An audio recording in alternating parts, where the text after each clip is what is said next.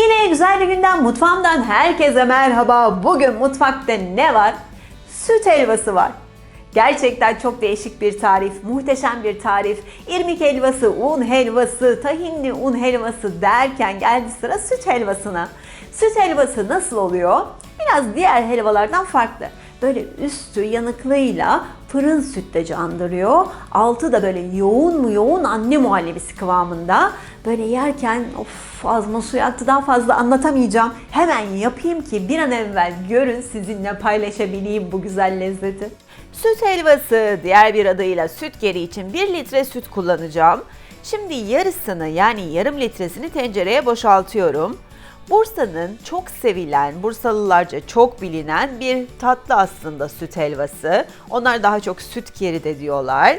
Ve şimdi içerisine 1 su bardağı da toz şeker ilave edeceğim. Yarım litre sütte 1 su bardağı toz şekeri ocakta eriyene kadar karıştırıyorum. Sadece eriteceğim, pişirmeyeceğim. Gerçekten Bursalılar tarafından çok sevilen bu tatlıyı siz de çok seveceksiniz. Çok değişik bir tadı var. Şöyle karıştırıyorum. Şeker iyice eriyor. Şeker eridi. Şimdi ayırmış olduğum yarım litre sütü de ocağı kapatıp karışımıma ilave ediyorum.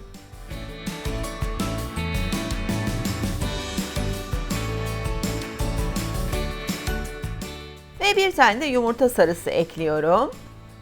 Zaten karışıma yarım litre sütü de ilave edince soğumuş oldu. Böylece yumurta kesilmiyor. Şimdi karıştırdıktan sonra bunu kenara alalım. Şimdi 100 gram tereyağını şöyle bir tavaya alıp eritiyorum.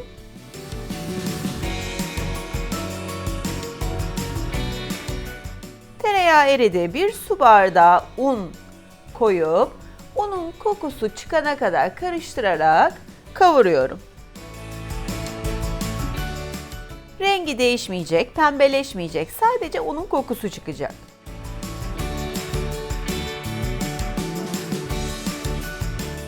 Şimdi kavrulmuş unu da daha önce hazırlamış olduğumuz karışıma ilave ediyorum.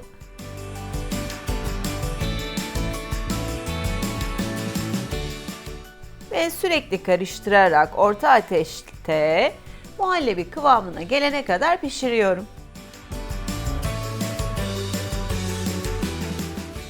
Muhallebi kıvamına geldi. Bakın katılaştı.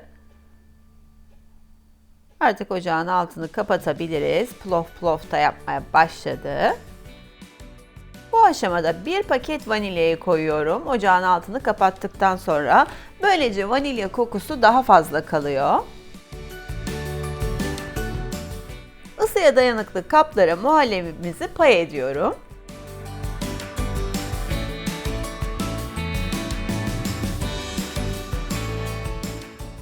Tüm muhallebiyi kaplara bölüştürdüm ve şimdi 200 derecelik önceden ısıtılmış fırında üzerleri kızarana kadar pişecek. Süt helvamızın üzeri gayet güzel kızardı ve buzdolabında da çok güzel bir şekilde soğudu. Üstü harika bir katman oluşturdu. Şimdi size dokusunu göstermek istiyorum. Tadını da nasıl anlatayım? Bakın şöyle üzeri fırın sütlaç gibi kızarmış. Altı da yoğun bir muhallebi, kazan dibi gibi, böyle karamel gibi, krem karamel gibi harika bir tat. Umarım beğenmişsinizdir. Bir an evvel yapın, tadın, yorumlarını da benimle paylaşmayı sakın unutmayın. Sizinle de bu videoda ilk kez karşılaştık ve tanıştıysak, bundan sonra yapacaklarımdan haberdar olabilmek için kanalıma abone olmayı sakın unutmayın. Abone olurken abone ol butonuna basıyorsunuz ya, işte onun yanında bir tanecik de küçük zil resmi var. İşte onu da tıklarsanız eğer ben yeni bir video paylaştığımda hemen size bildirimler gelecek. Bunu da hatırlatmış olayım. Yine güzel değişik tariflerde görüşmek üzere. Şimdilik hoşça kalın.